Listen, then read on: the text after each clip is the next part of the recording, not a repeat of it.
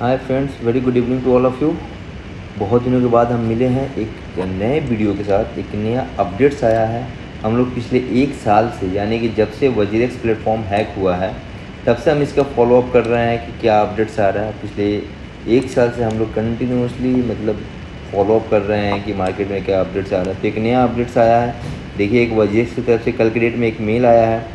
Mail में इन्होंने कहा है कि जो 8 वेबिनार हुआ था उसमें क्या अपडेट्स है।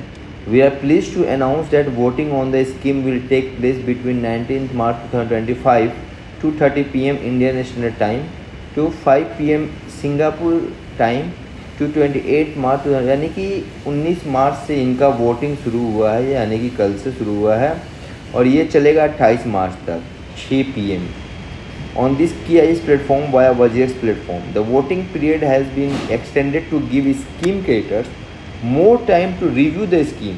An explanatory statement date 12th March 2025 and cast their votes following receipt of the aforesaid documents on the 12th March 2025.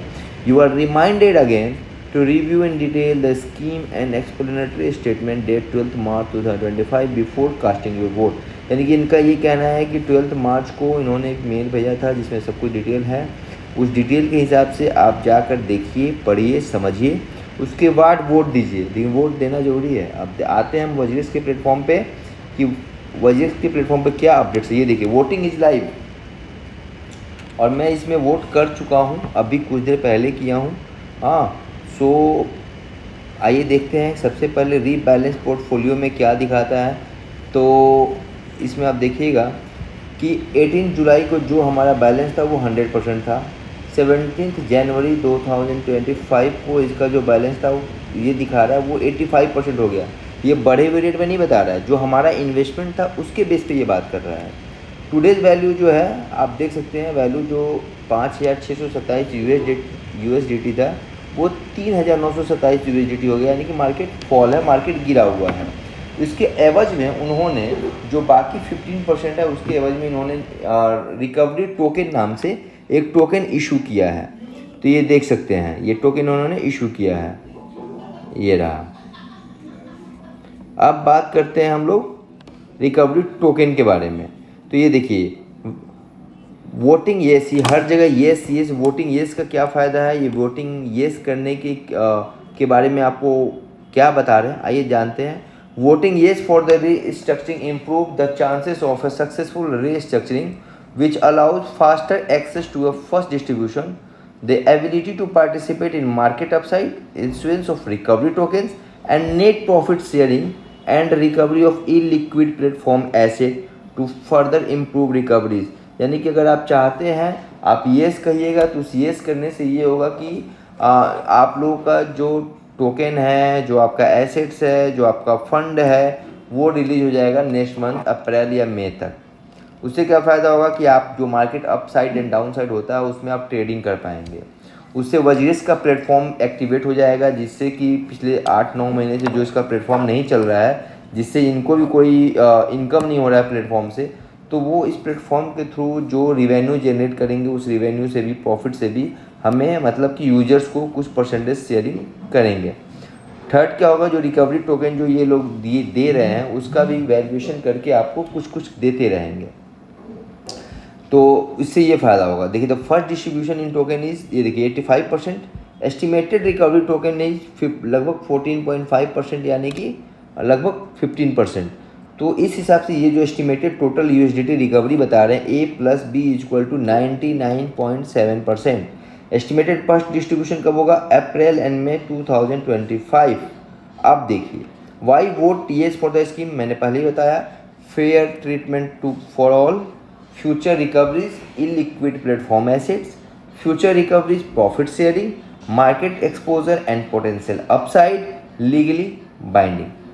अब बोलते हैं कि अगर रिस्ट्रिक्शन फेल होता है तो क्या होता है, आइए जानते हैं उसके बारे में।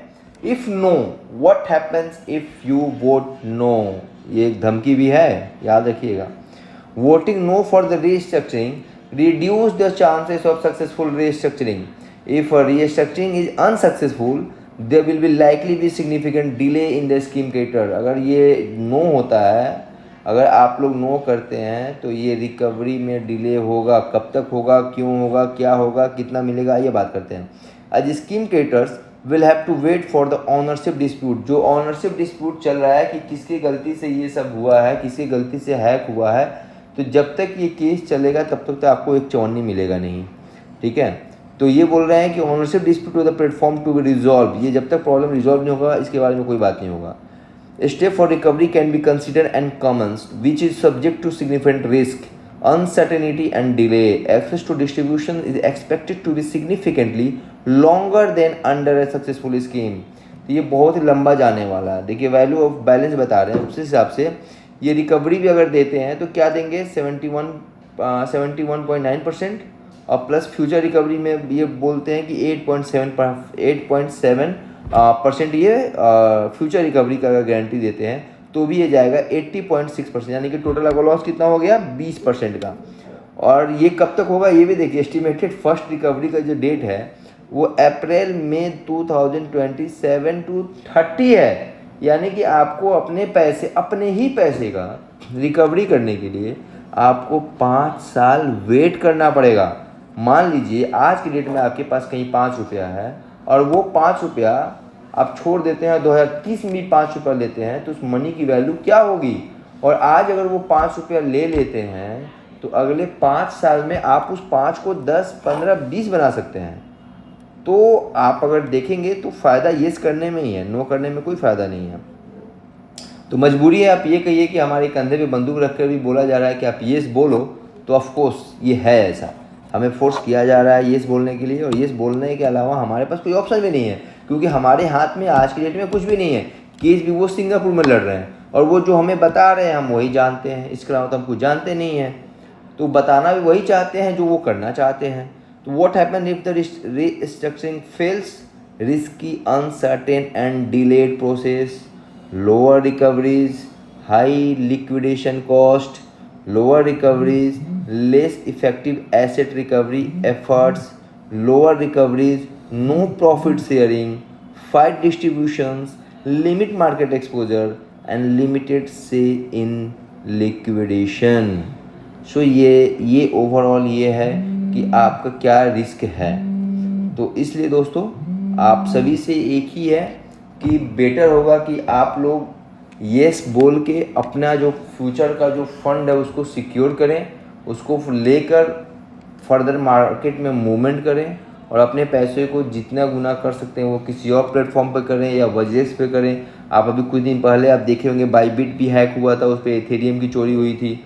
तो ये तो कंटिन्यूसली प्रोसेस चल ही रहा है कहीं ना कहीं, तो ये तो ऑनलाइन फ्रॉड हो ही रहा है। हाउ विल यू वोट, तो ये देखिए, will you support the restriction when voting begins, yes मैंने ऑलरेडी मैं वोट कर चुका हूँ, तो आप ये देख सकते हैं। Thank you for your feedback, मैं ऑलरेडी वोट कर चुका हूँ।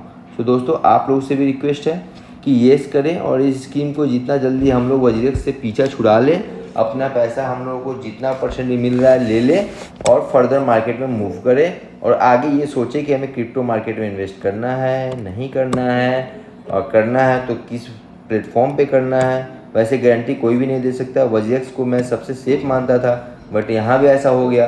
बाइबिट के सीईओ ने कहा उस दिन, उसके अगले दिन उसके आपके प्लेटफॉर्म पे हैकिंग हो गया। तो इसकी कोई गारंटी नहीं है कि कहीं भी कुछ भी हो सकता है। सो पहले आप लोग से रिक्वेस्ट है कि येस बोल के इस प्लेटफॉर्म को कंप्लीट करें, इस स्कीम को कंप्लीट करें और अपने अपने फंड लेकर मार्केट में फर्दर मूव करें। धन्यवाद दोस्तों। आगे किसी भी तरीके का कुछ भी नॉलेज इन्फॉर्मेशन चाहिए आप कमेंट बॉक्स में आप कमेंट कर सकते हैं। चैनल को सपोर्ट कीजिए, आपके सपोर्ट की बहुत ज़रूरत है, सो डैट कि हम इसके बारे में और कुछ नया अपडेट्स आपको देते रहेंगे। आगे आप वॉच करते रहिए। मैं बहुत ही जल्द पीआई और शेयर मार्केट के बारे में मैं अपडेट करना, पिछले कई दिनों से शेयर मार्केट बहुत ही अच्छा मूवमेंट दे रहा है और मैं आपको उसके बारे में भी अगला वीडियो डालूंगा। मिलते हैं दोस्तों नेक्स्ट वीडियो में, तब तक के लिए सब्सक्राइब कीजिए, लाइक कीजिए और शेयर कीजिए। धन्यवाद।